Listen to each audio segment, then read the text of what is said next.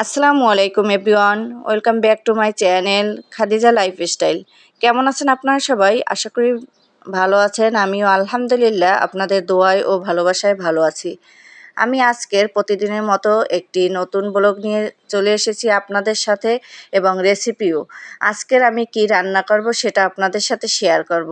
এখানে ট্যাংরা মাছ দেখতে পাচ্ছেন, এই ট্যাংরা মাছে হলুদ, মরিচ, লবণ এগুলো দিয়ে মাখিয়ে নেব, তারপর ভাজি করে নেব। আরও দেখতে পেলেন ঢেঁড়স। আজকের একটা ভিন্ন পদ্ধতিতে ভিন্ন ধরনের রান্না আপনাদের সাথে শেয়ার করব। সবাই আমার ভিডিওটি দেখবেন, কোনো প্রকার স্কিপ করবেন না। ভিডিওটি স্কিপ করলে অনেক কিছু মিস করবেন। তাহলে আমার ভিডিওটি এ টু জেড দেখতে থাকুন। তার আগে বলে রাখি, আমার এই ভিডিওটি যারা ফেসবুক থেকে দেখবেন তারা সবাই ফলো দিয়ে রাখবেন, আর যারা ইউটিউব চ্যানেল থেকে দেখবেন তারা সবাই সাবস্ক্রাইব করে রাখবেন। এখন আমি এই ট্যাংরা মাছগুলো এই তাওয়ায় তেল গরম করে নিয়ে তারপর ট্যাংরা মাছগুলো দিয়ে দিচ্ছি। আমার হাজব্যান্ড বলল সবসময় ঢেঁড়সটা আমাকে ভাজি করে দাও। আমি সবসময় বেশিরভাগই চিংড়ি মাছ দিয়ে ঢেঁড়স ভাজি করি, ওইভাবেই খাই। বলে একভাবে একঘেয়েমি খাবার খেতে ভালো লাগে না, এই নাও ঢেঁড়স এনেছি, এ দিয়ে এটা ঝোল করবা। এখন চিন্তা করলাম খালি ঢেঁড়স ঝোল এটা ভালো লাগবে না, তাই আমি আবার চিন্তা করলাম আমার ফ্রিজে ট্যাংরা মাছ আছে, দেশি ট্যাংরা যে ছোট ছোট যেগুলো, সেইগুলো। ওই ট্যাংরা ভালো করে কেটে ধুয়ে পরিষ্কার করে তারপর আমি ভেজে নিলাম। এক পাশ ভাজা হয়ে গেছে, এখন উল্টিয়ে দেব, অন্য পাশও ভেজে নিলাম। আর আমি ওই যে ঢেঁড়সগুলো সুন্দর করে কেটে নিয়েছি, ভিতরটা কেচে নিয়েছি, ওই ঢেঁড়সটা আমি হলুদ, মরিচ, লবণ মাখাইয়ে রাখছি, ওটা আমি ভেজে নেব। আপনাদের সাথেও ওটা আমি শেয়ার করব মাখাচ্ছি যেন। এখন এই মাছগুলো উল্টিয়ে দিলাম। আমার ভিডিওটি আপনাদের কাছে কেমন লাগলে, ভালো লাগলে লাইক, কমেন্ট, শেয়ার করবেন, আর সবাইকে ভিডিওটি দেখার সুযোগ করে দিবেন।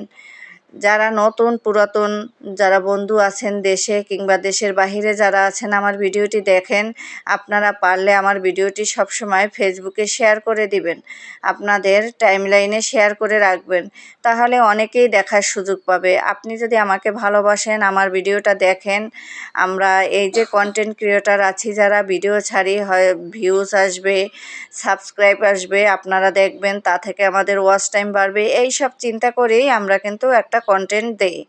তাহলে আপনারা যদি সেই ভিডিওটা আমার দেখেন, তাহলে আপনারা যদি এইটুকু উপকার করেন তাহলে অনেক কিছু, সেটা অনেক বড় পাওয়া। এই যে ঢেঁড়সগুলো আমি তেলের উপর ভাজি করে রেখেছি, কারণ ডাইরেক্ট ওরকম যদি ঢেঁড়সগুলো দেওয়া হয় তাহলে ভালো লাগবে না খেতে, সেই জন্য আমি তেলে ভাজি করে তারপর নিয়ে নিয়েছি।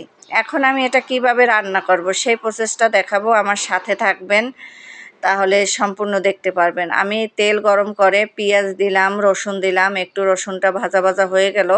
এখন আমি মশলাগুলো সব অ্যাড করে দেব। মরিচ গুঁড়া দিলাম, হলুদ, তারপর জিরা, এগুলো দিয়ে সামান্য একটু পানি দিয়ে দেব। আপনারা যারা নতুন রাঁধুনি তাদেরকে বলছি, মশলা সবসময় বেশি ভালো করে বারবার কষাবেন। মশলা যত কষাবেন খেতেও তত স্বাদ হবে তরকারিটা।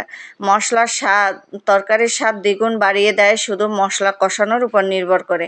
তাই বলছি, যারা একদম নতুন রাঁধুনি আর আমার ভাইয়েরা যারা বিদেশে থাকে, দেশে থাকে, একা একা রান্না করে খেতে হয়, তাদের জন্য আমি আজকের এই রেসিপিটি, রান্নার টিপসটা শিখিয়ে দিলাম।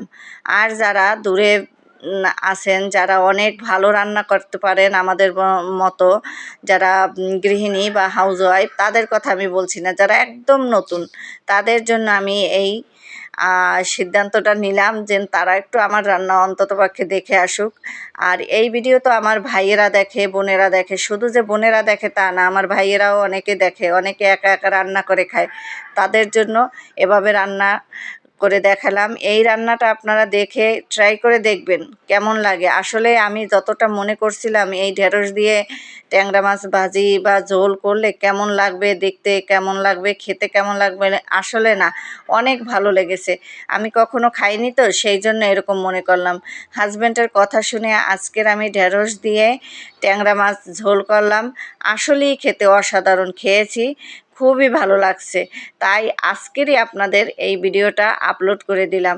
না দিলে কেমন জানি আমার লাগতেছিল যে না, এত সুন্দর একটা রেসিপি আমার কাছে মনে হলো এটা একটু শেয়ার করে দেই, সবাই দেখতে থাকুক। আমার এই ভিডিওটি দেখতে দেখতে আপনারা কি বুঝলেন, যেটা আপনাদের মন্তব্য। ভালো লাগলেও একটা কমেন্ট করে যান, মন্দ হলে বা কোনো সমস্যা হলে সেটাও একটু বলে যাবেন যে না আপু এটার জন্য ভালো হয়নি, সেটাও বলে যাবেন। সবাইকে একটা কমেন্ট করার অনুরোধ রইল যারা আমার ভিডিওটি দেখবেন। আর সম্পূর্ণ ভিডিও দেখার চেষ্টা করবেন, তাহলে ওয়াচ টাইমটা হয়, অনেকে লাইভে যুক্ত হতে পারে না।